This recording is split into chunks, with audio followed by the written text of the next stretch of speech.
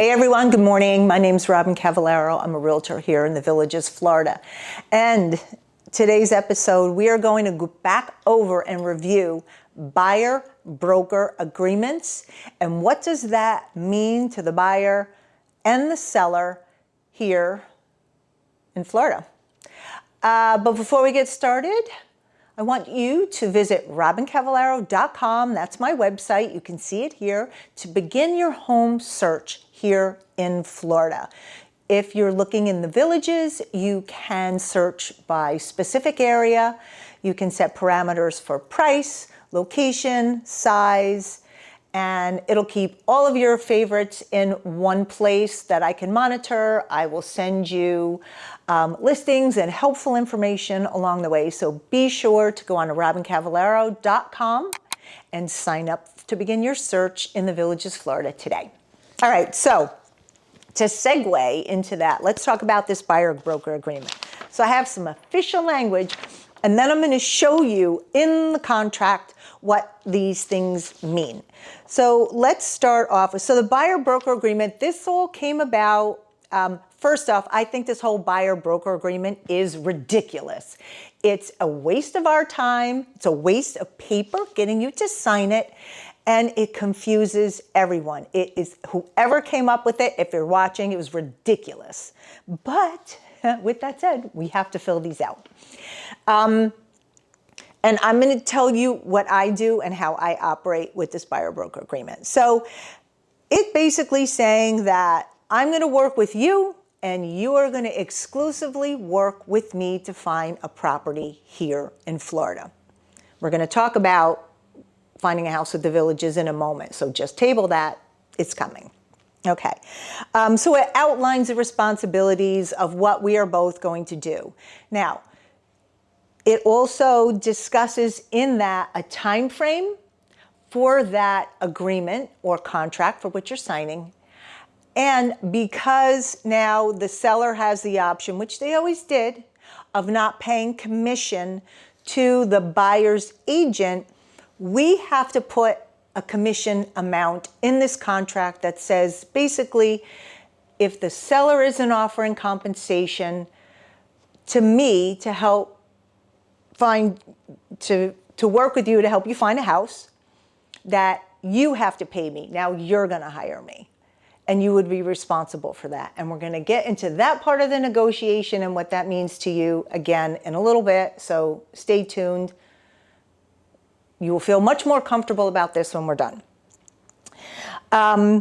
So it just legally protects everybody. But that's basically is, I'm going to show you here in this part of the contract, we set a date. So there's no reason that you shouldn't sign the contract because we can put it for a day, we can put it for a week, we can put it for a month, a year, we can put it for a specific property. So you are not necessarily obligated. Again, a reason why I say it's a waste of paper, but we have to get it signed. So we just limit it for whatever you are comfortable with. Now, every agent is going to act differently, so I can only speak for myself.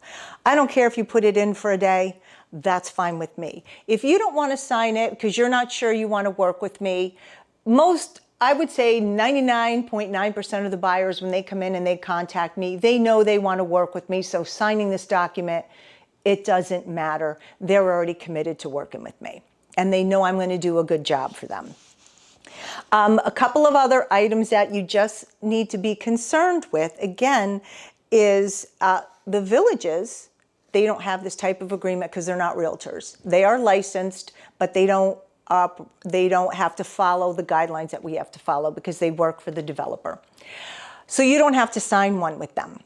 Now, in my contract, because technically when you sign this, let's say you sign it for a month and I've showed you 75 properties and you went out with someone from the Villages and you found a home and bought it. Technically, the way that contract reads, you would owe me commission. Now, first off, I would have to fight you for it, which I'm going to tell you right now, I'm more than likely not going to fight you on it because I don't have the time or energy to do that. But to protect my buyers so they have a better comfort level. I'm going to show you this here. I put this language in the contract, and it specifically states that if you were to purchase a home from Property of the Villages, you do not owe me commission. Yes, I do that. Now, I cannot speak for other realtors. They might not feel the same way that I do, but a year and a half ago, if I took you out and I showed you the same 75 properties and you went over to the Villages and bought one, you wouldn't have owed me a dime. So I feel you still don't owe me a dime. This is the game we have to play here. So that's how I play it. Not everyone's going to do that.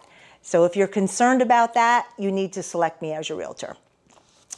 I do not charge you a commission if you buy a home from Property of the Villages. Now, if you want to hire me to consult with you, say you found one, and I'm hearing this often, and this goes on both sides, but you might not like or necessarily trust the person that you're working with, or you just want another set of eyes on everything, you can hire me as a consultant. And it's not a percentage of the home. We would negotiate that, but that is also available. So that's how I work when it comes to Property of the Villages. Now, when it comes to the commission, I put in the contract, you would owe me 2.5%. But not every seller is offering 2.5%. Some are offering none, which I did have one just recently where the seller wasn't paying, and I'm going to tell you how we handled that. Sometimes they were offering 2, sometimes 2.5, sometimes 3. So whatever the seller is offering for buyer's compensation is what I will accept. If we write in 2.5 and they're only paying 2, I will not ask you for this 0.5%. We'll modify the agreement and I'll take 2. This is how I operate. Not everyone is going to operate like that. So you just, whoever you're working with, you need to know that. And I'm trying to go over all this so you have a comfort level of signing this document, whomever you're working with as a realtor and MLS realtor. So what happens in the beginning when we had to do this, I would call and ask if the seller's offering commission. So I knew up front if they were going to make an offer, how to negotiate. Now I don't even do that. To me, it doesn't matter. When I look at a home, if my buyer likes it and they're at the point where they're ready to make an offer, I call the listing agent and I say, is the buyer offering compensation? And they tell me yes or no and what that amount is. So if it's yes, they tell me the amount. I put it in, we maybe have to adjust our buyer broker agreement. We just move forward with an offer. If it's no, and this is what happened in one instance where the seller was not offering compensation, the home was priced appropriately that they were not offering compensation. That's the key. The home was priced appropriately that they were not offering compensation. So I told my buyer, they're not offering compensation. You'll have to pay me to manage this transaction. She was fine with it. So we wrote that into the agreement. And when they get their closing statement, that commission is added to their side that they have to bring to the table. And that's how I'm being compensated.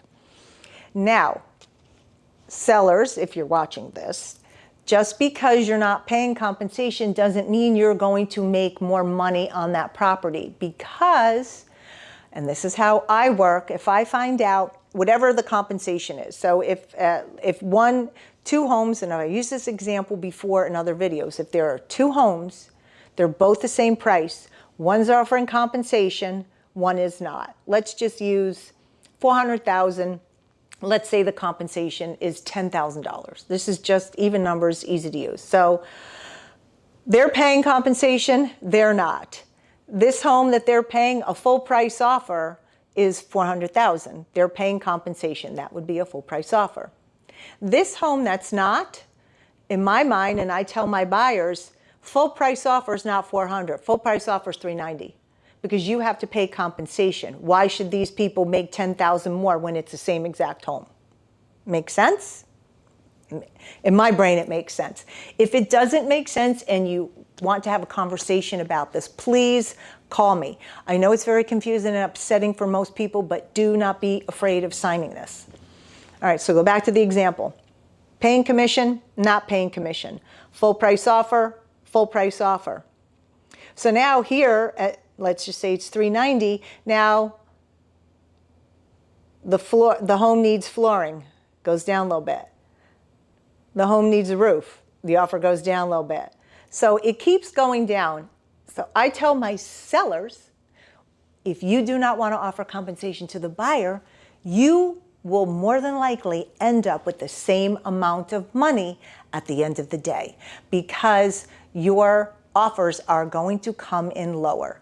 And let's face it, no matter what, the buyer's paying the commission because the seller is putting it into the price of the home. That's just how it works. Now, realtors are not supposed to steer you to or from a house based on commission. This is what it all started out with. Does that happen? I don't know. But can it? Sure.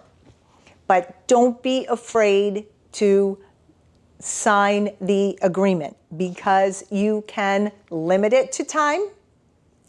There is, I let people out of it. If someone says they're not happy with working with me, even in a listing, I do that. If you're not happy with me, go. I don't want the karma. I want you to move on, because ultimately you either need to find a buyer for your house or you need to find a home, and I want you to be happy. So don't be afraid to sign a buyer broker agreement with whomever. It's negotiable. A lot of the terms can be negotiable. It depends on who you're working with, but if you work with me, I will negotiate the price if I have to, the commission. And also, I do not make you responsible to pay me in the event you bought the home from Property of the Villages. And that can be huge for you. And, I think it's the right way to operate. So, I hope you found this brief-ish video on the buyer-broker agreement helpful. If you have any questions, again, my name's Robyn Cavallaro. Please use me as a resource. I'm here to help you through this buying process here in the Villages, Florida. And that's it. All right, until next time, I'll see ya.